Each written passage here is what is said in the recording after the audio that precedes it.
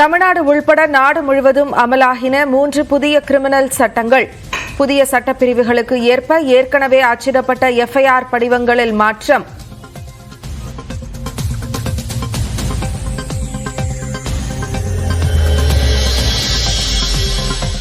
மூன்று புதிய குற்றவியல் சட்டங்களுக்கு எதிராக மதுரை, நெல்லையில் வழக்கறிஞர்கள் உண்ணாவிரதம்.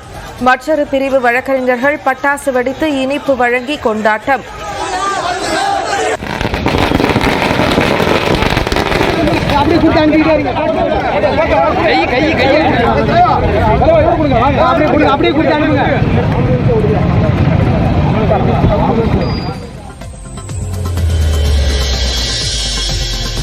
பழைய சட்டங்களை காப்பி பேஸ்ட் செய்து புதிய கிரிமினல் சட்டங்கள் அமலுக்கு வந்துள்ளதாக முன்னாள் மத்திய அமைச்சர் ப. சிதம்பரம் குற்றச்சாட்டு.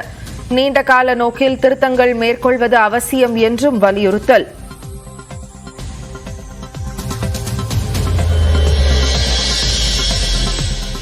கல்லூரி படிப்புக்கு +2 மதிப்பெண்களுடன் +1 மதிப்பெண்ணையும் கணக்கில் எடுத்துக் கொள்ள வேண்டும். முதலமைச்சர் மு. க. ஸ்டாலினிடம் சமர்ப்பிக்கப்பட்ட மாநில கல்விக் கொள்கையில் வலியுறுத்தல்.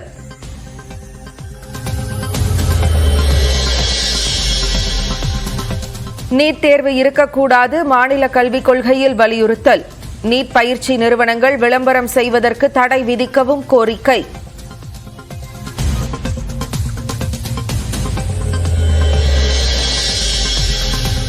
தமிழ்நாட்டில் கள்ளச்சாராய மரணங்கள் குறித்து தனியாக பேச வேண்டியுள்ளதாக மக்களவையில் அமைச்சர் அனுராக் தாக்கூர் பேச்சு. 2G ஊழலில் ஈடுபட்டவர்களின் ஆட்சியில் நடந்துள்ளதாக பேசியதற்கு திமுக எம்பிக்கள் எதிர்ப்பு.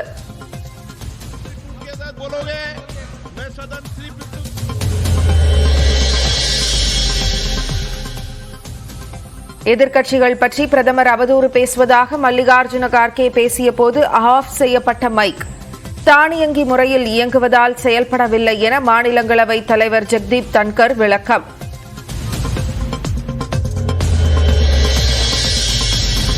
மருத்துவத்துறை செயலாளராக ககன்தீப் சிங் பேடிக்கு பதிலாக சுப்ரியா சாஹூ நியமனம். சந்தீப் சக்சேனா, மணிவாசன் உள்ளிட்ட 18 அதிகாரிகள் மாற்றம்.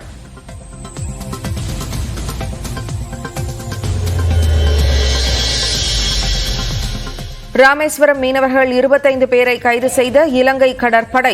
விடுவிக்க கோரி பாம்பனில் மீனவர்கள் போராட்டம்.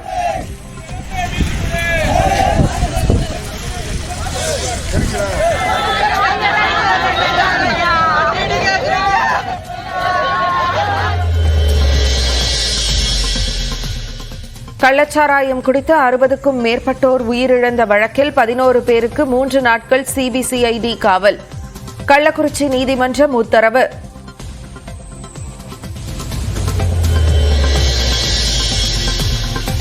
உச்சநீதிமன்றத்தில் உள்ள வழக்குகள் முடிந்த பின்பே மருத்துவ படிப்பு மாணவர் சேர்க்கை. மருத்துவத்துறை அமைச்சர் மா. சுப்பிரமணியன் விளக்கம்.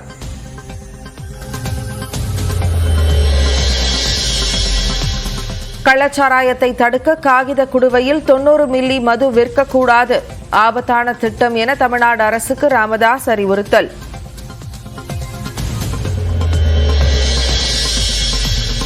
கோவை, நீலகிரிக்கு இன்று மிக கனமழைக்கான ஆரஞ்சு எச்சரிக்கை. திருப்பூர், தேனி, திண்டுக்கல்லில் கனமழை பெய்யும் என வானிலை ஆய்வு மையம் கணிப்பு.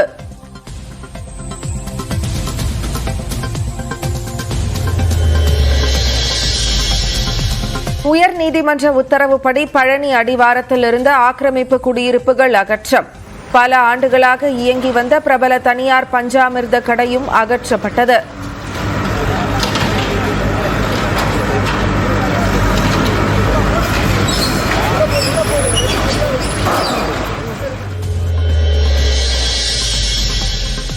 நீலகிரி மாவட்டம் கூடலூரில் பெய்த கனமழையால் குடியிருப்புகளை சூழ்ந்த வெள்ளம். சாலையை கடக்க முடியாமல் தவித்த மக்கள் கயிறு கட்டி மீட்பு.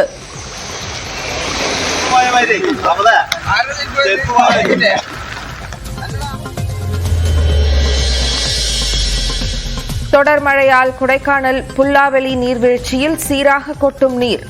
கழுகு பார்வை காட்சியில் பதிவு செய்த நியூஸ் 18 தமிழ்நாடு.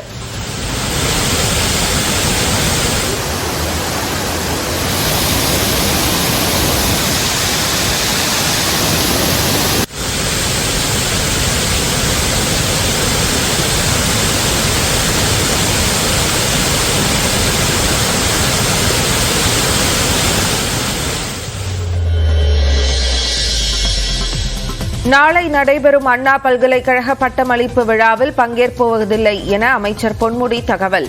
ஆளுநர் RN ரவி கலந்து கொள்வதால் புறக்கணிப்பு.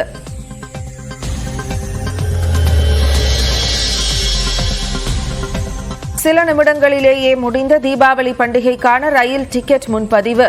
பெரும்பாலான ரயில்களில் காத்திருப்போர் பட்டியலில் கூட இடம் கிடைக்காத சூழல்.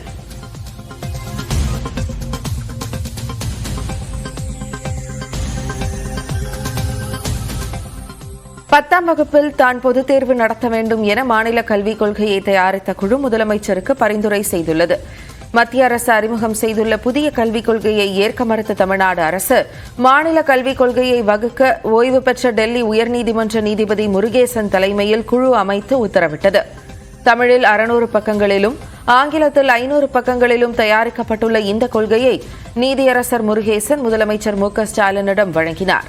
அதில் பள்ளிக்கு முந்தைய வகுப்புகளில் சேர்க்கப்படும் குழந்தைகளுக்கு ஜூலை 31ஆம் தேதியோடு 3 வயது முடிந்திருக்க வேண்டும் என தெரிவிக்கப்பட்டுள்ளது. அதேபோல 1ஆம் வகுப்பில் சேர்க்கப்படும் குழந்தைகளுக்கு ஜூலை 31ஆம் தேதியோடு 5 வயது முடிந்திருக்க வேண்டும் எனவும் கூறப்பட்டுள்ளது.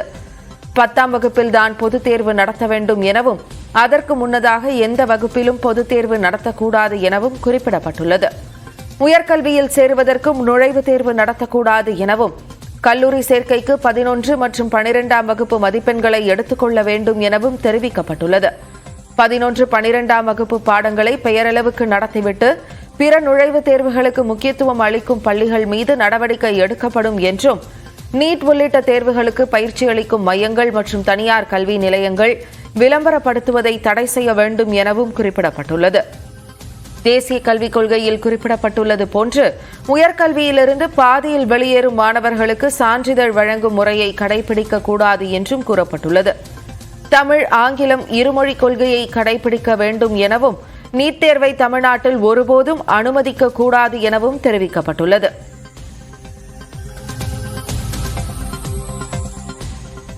இந்திய தண்டனை சட்டங்களுக்கு பதிலாக உருவாக்கப்பட்ட 3 குற்றவியல் சட்டங்களும் தமிழ்நாடு உள்பட நாடு முழுவதும் அமலுக்கு வந்துள்ளன. 1858 முதல் 1947 வரை இந்தியாவை ஆட்சி செய்த பிரிட்டிஷார் 1860ஆம் ஆண்டு இந்திய தண்டனை சட்டத்தை அமல்படுத்தினர். நாடு சுதந்திரமடைந்து குடியரசான பிறகும் ஆங்கிலேயர்களால் உருவாக்கப்பட்ட இந்த சட்டங்களில் அவ்வப்போது திருத்தங்கள் செய்யப்பட்டு அவையே நடைமுறையில் இருந்து வந்தன. இந்த சட்டங்களில் மாற்றங்களை கொண்டுவர முடிவு செய்த மத்திய அரசு 2020ஆம் ஆண்டு குற்றவியல் சட்ட சீர்திருத்த குழுவை அமைத்தது. அந்த குழுவின் பரிந்துரையின்படி உருவாக்கப்பட்ட புதிய குற்றவியல் நடைமுறை சட்டங்களை கடந்த ஆண்டு டிசம்பர் மாதம் நாடாளுமன்ற குளிர்கால கூட்டத்தொடரின் போது மத்திய அரசு நிறைவேற்றியது. பின்னர் குடியரசுத் தலைவரின் ஒப்புதல் பெறப்பட்டு கடந்த டிசம்பர் மாதமே அரசிதழிலும் வெளியிடப்பட்டது. இந்த குற்றவியல் சட்டங்கள் 3ஆக வகைப்படுத்தப்பட்டுள்ளன. இந்திய தண்டனை சட்டத்திற்கு பதிலாக பாரதிய நியாய சன்ஹிதா எனவும், இந்திய சாட்சிய சட்டத்திற்கு பதிலாக பாரதிய சாட்சிய ஆதினியம் என்றும், குற்றவியல் நடைமுறை சட்டத்திற்கு பதிலாக பாரதிய நாகரிக் சுரக்ஷா சன்ஹிதா என்றும் புதிதாக 3 சட்டங்கள் உருவாக்கப்பட்டிருக்கிறது. இவை ஏற்கனவே அறிவித்தபடி இன்று முதல் அமலுக்கு வந்துள்ளது. பழைய சட்டங்களில் இருந்தவற்றில் சுமார் 80% புதிய சட்டங்களிலும் இடம்பெற்றுள்ளன. கூட்டு பாலியல் வன்கொடுமை செய்வோருக்கு ஆயுள் அல்லது மரண தண்டனை வழங்கவும், கூட்டு சேர்ந்து கொலையில் ஈடுபடும் குற்றவாளிகளுக்கு ஆயுள் தண்டனை விதிக்கவும் புதிய சட்டத்தில் வழிவகை செய்யப்பட்டுள்ளது. பயங்கரவாதம், வெடிகுண்டு தாக்குதல் தொடர்பான வழக்குகளில் குற்றம் நிரூபிக்கப்பட்டால் ஆயுள் தண்டனை அல்லது மரண தண்டனை விதிக்கும் வகையில் புதிய சட்டத்தில் அம்சங்கள் சேர்க்கப்பட்டிருக்கிறது. தவறான திருமண வாக்குறுதியின் கீழ் பாலியல் உறவில் ஈடுபடுவது குற்றம் என்றும் புதிய சட்டத்தில் குறிப்பிடப்பட்டுள்ளது. முன்னதாக குற்றம் சாட்டப்பட்ட ஒருவரை 15 நாட்கள் வரை நீதிமன்ற காவலில் வைக்க முடியும் என்ற நிலையில் புதிய சட்டத்தின்படி குற்றத்தின் தீவிரத்தை கருத்தில் கொண்டு 60 அல்லது 90 நாட்கள் வரை நீதிமன்ற காவலில் சிறையில் வைக்கலாம் என்றும் தெரிவிக்கப்பட்டுள்ளது. இந்த புதிய குற்றவியல் சட்டங்களுக்கு எதிர்க்கட்சிகள் கடும் எதிர்ப்பு தெரிவித்துள்ளன. இந்த 3 மசோதாக்களும் நிறைவேற்றப்படுவதற்கு முன்பு இரு அவைகளிலும் மொத்தம் 5 மணி நேரம் மட்டுமே விவாதம் நடைபெற்றது. எனவே போதுமான ஆலோசனைகளோ கருத்துக்களோ கேட்காமல் அவசரகதியில் இந்த சட்டங்கள் உருவாக்கப்பட்டிருப்பதாக குற்றம் சாட்டியிருக்கின்றன. இது தொடர்பான விவாதத்தின் போது நாடாளுமன்றத்தில் 150 எம்பிக்கள் சஸ்பெண்ட் செய்யப்பட்டது குறிப்பிடத்தக்கது. குற்றவியல் சட்டங்களை அமல்படுத்துவதில் மாநிலங்கள் சிக்கல்களை எதிர்கொள்வதாகவும், அனைத்து துறைகளுடன் ஆலோசித்து நடைமுறைப்படுத்த போதுமான கால அவகாசம் தேவை என்றும் ஏற்கனவே உள்துறை அமைச்சர் அமித்ஷாவிற்கு முதலமைச்சர் MK ஸ்டாலின் கடிதம் எழுதியிருந்தார். இந்நிலையில் புதிதாக உருவாக்கப்பட்ட 3 குற்றவியல் சட்டங்களும் இன்று நாடு முழுவதும் அமலுக்கு வந்துள்ளது.